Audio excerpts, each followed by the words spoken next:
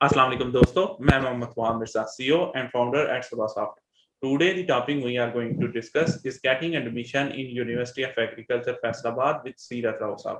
Seerat Rao Saab currently textiles कर रहे हैं from University of Agriculture Faisalabad. बाकी का इंटरव्यू उन्हीं से करते हैं।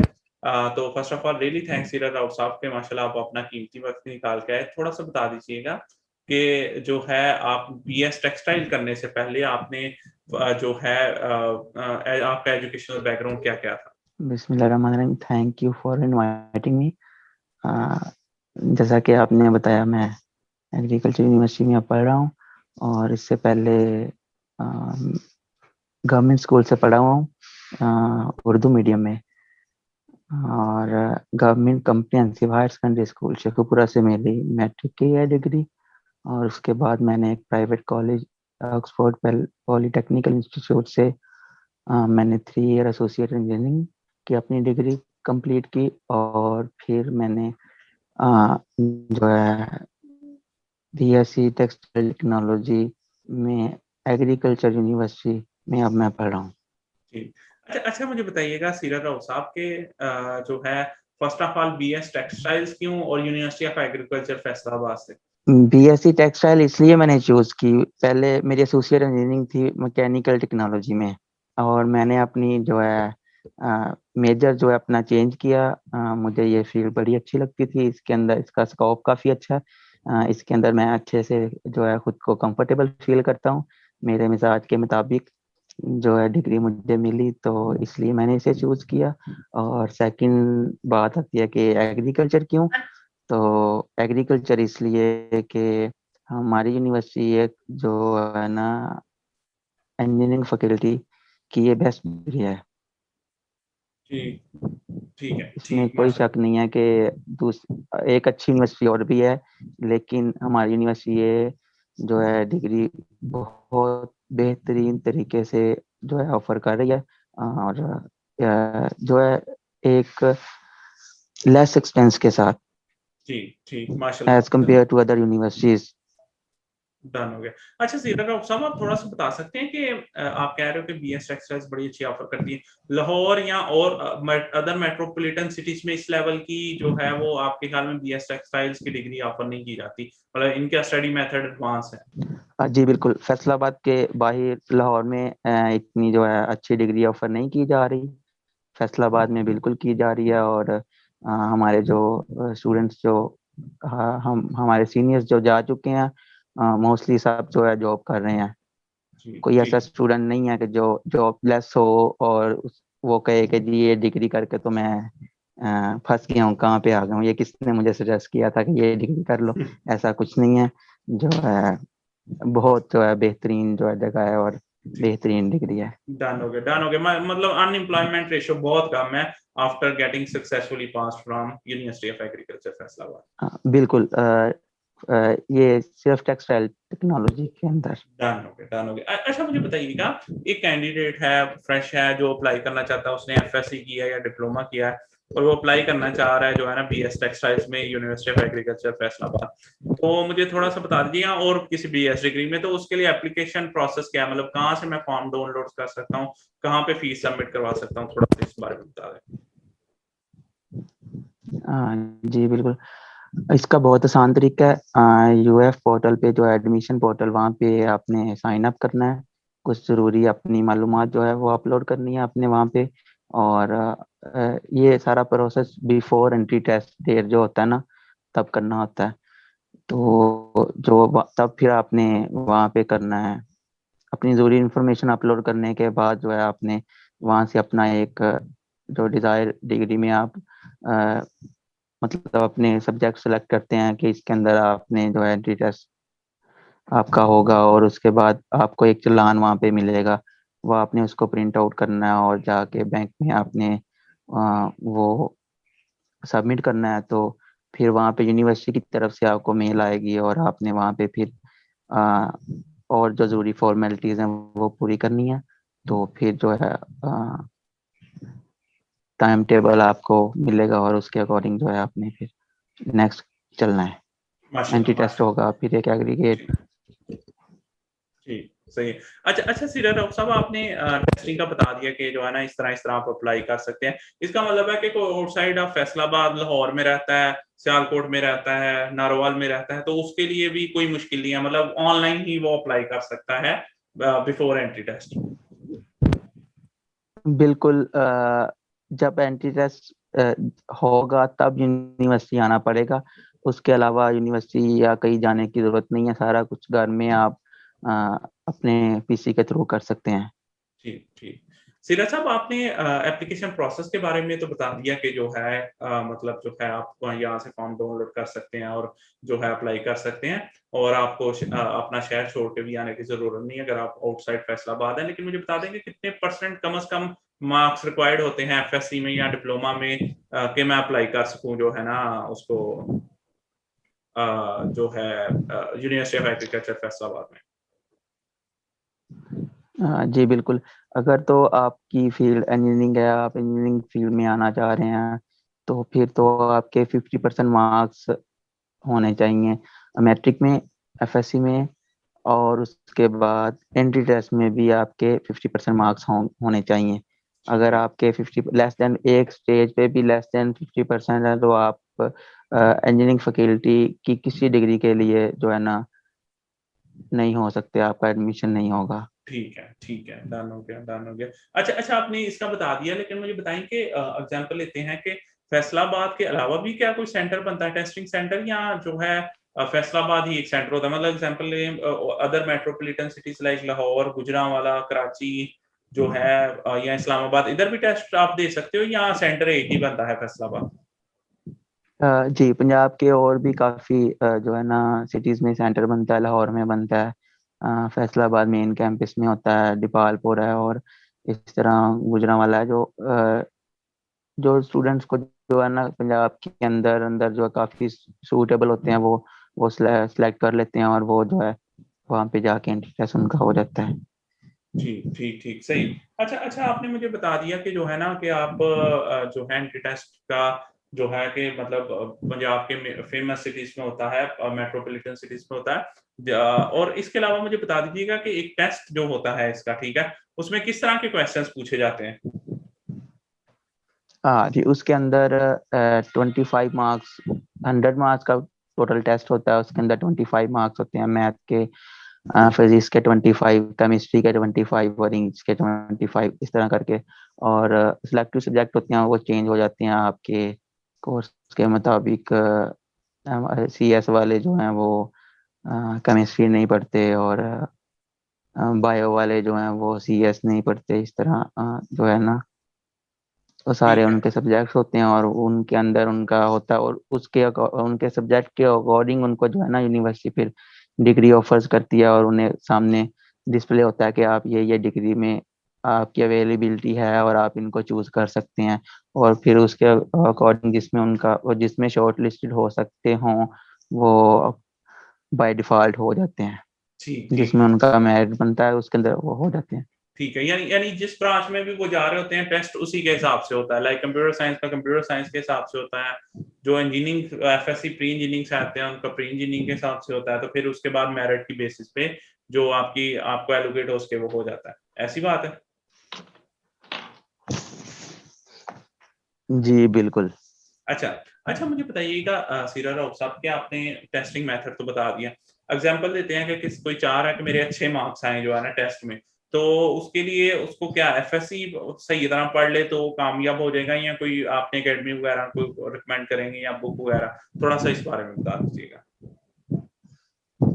इस तरह की बिल्कुल फेयर एडवाइस जो हर स्टूडेंट को देनी चाहिए, कि आपको अपनी जो टेक्स्ट बुक है उसको ध्यान देना चाहिए, और बिफोर एग्जाम आपको 1 मंथ आपको टाइम मिल जाता है, उसके अंदर आपने जो उसके पास पेपर हैं वो देख लें। और जो है सबसे ज़्यादा चीज़ मैटर ये करती है कि आपने जो अपनी टेक्स्ट बुक है ना उसको अच्छे से जो है ना प्रिपेयर करना है, और एमसीक्यूज जो है ना वो अकॉर्डिंग टू दी कंसेप्चुअल होते हैं, और जो ऐसे नहीं होते कि जो स्टूडेंट उसको जो है ना सही कर ना सके और उसकी जो वोकेबलरी से बाहर हो।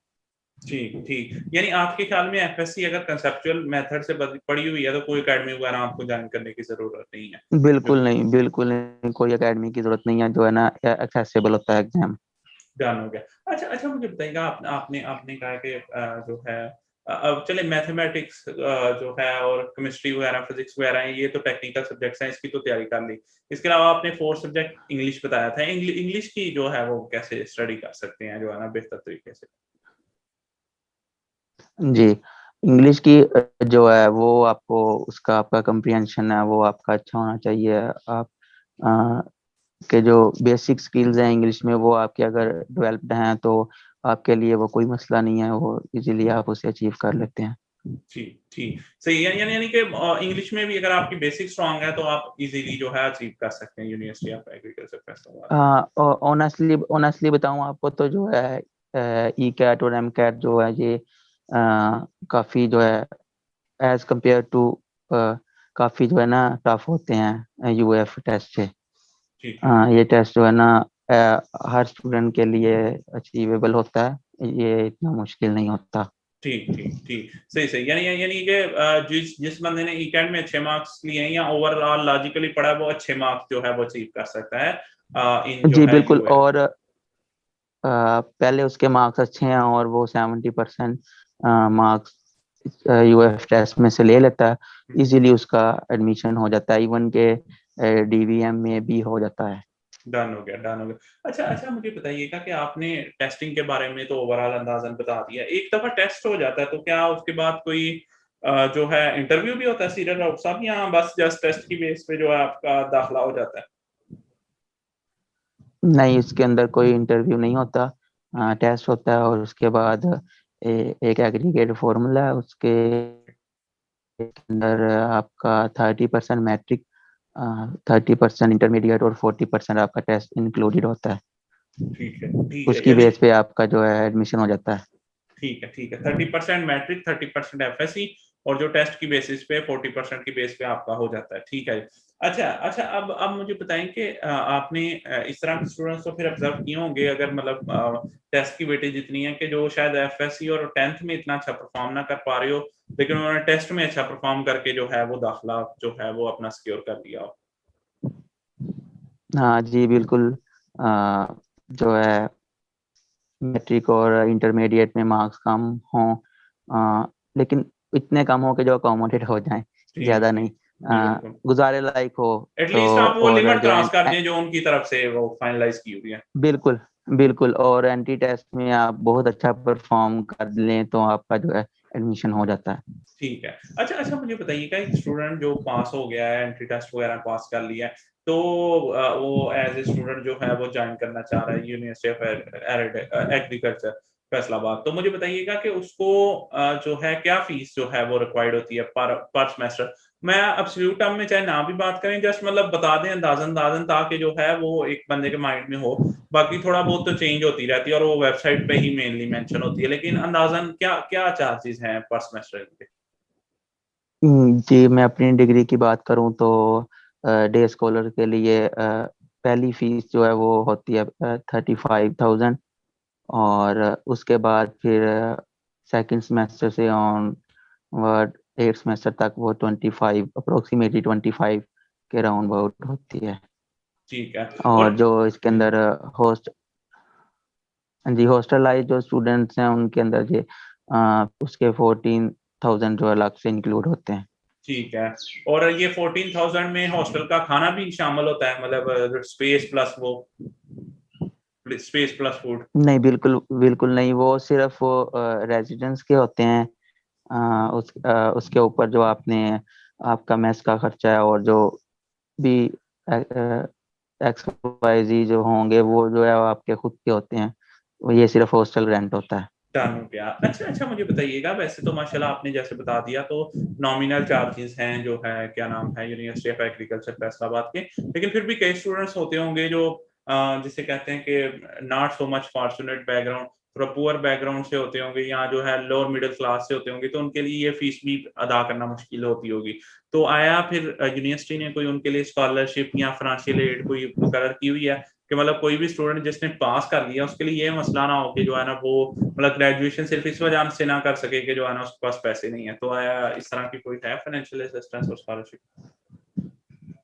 इसके अंदर हमारी यूनिवर्सिटी काफ़ी चीज़ें ऑफर करती है, जो स्टूडेंट्स के लिए, जो पुअर बैकग्राउंड से हैं, जो अफोर्ड नहीं करते एक यूनिवर्सिटी से ग्रेजुएशन, वो इजीली उसको उसके थ्रू जो है वो ग्रेजुएट हो जाते हैं। और उसके अंदर यूनिवर्सिटी से जो है स्कॉलरशिप्स हैं, ऐसा स्कॉलरशिप है, HEC स्कॉलरशिप है, जो है पीफ का स्कॉलरशिप है, इस तरह और फॉरेन फंडिंग काफ़ी स्कॉलरशिप हैं। कुछ प्राइवेट कंपनीज जो है वहाँ पे फंडिंग करती हैं।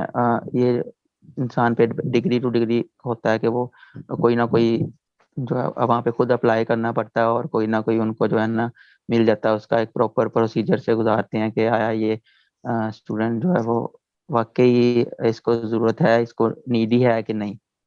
सही है। और अगर नीडी प्रूव हो जाए तो फिर वो कोशिश करते हैं और मेक श्योर करते हैं कि जो है ये बच्चा जो है खाली फीस की वजह से जो है वो पढ़ाई से ना रह जाए।